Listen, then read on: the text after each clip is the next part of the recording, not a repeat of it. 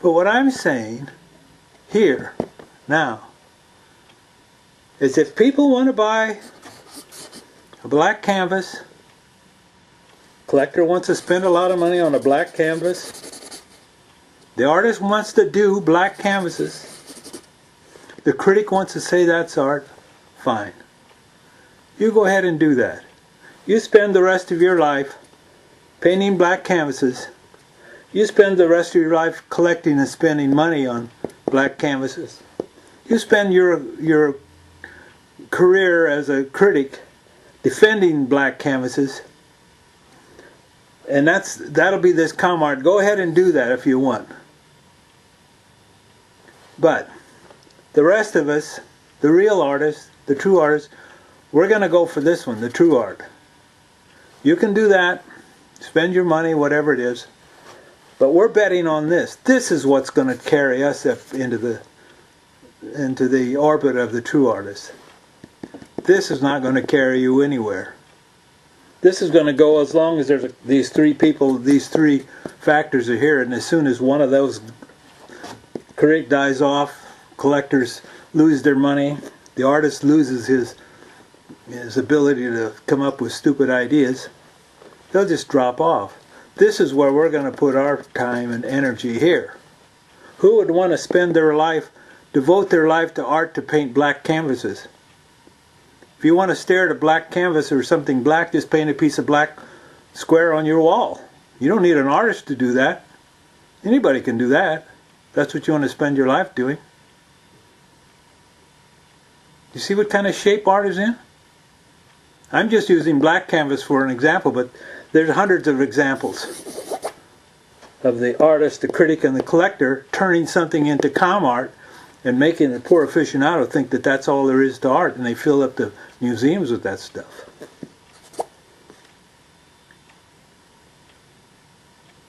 This is not going to change until true art overtakes them just by sheer numbers. When true art starts to move forward and people realize how they've been duped and how they've been pulled into this money scheme down here and figure out their museums are full of this junk rather than the true art, they're going to rebel. They're going to say, we want true art. We want something where we know the artist, we know the subject. And that's what we want to do. That's what we want to see, true art. You see? All this abstract stuff down here might be fine for the New York City intellectuals to sit around and talk about that stuff and write books about it.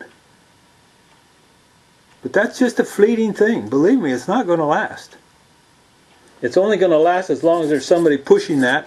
One of these three things is pushing it. Either a collector because he's got his money tied up in that, or an artist because he has his life tied up in that, or a critic because he has a reputation tied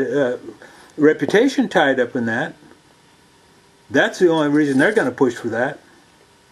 That's why they can't look outside of that and look up here and see what a true artist is doing. They can't look outside of that because it's going to break their cycle. They won't have their com art. Nobody's going to pay. Nobody's going to listen to this critic if he's not talking about the stuff that he knows the artist is doing and so on, which he calls an artist who's just fooling around because they ain't got anything else to do.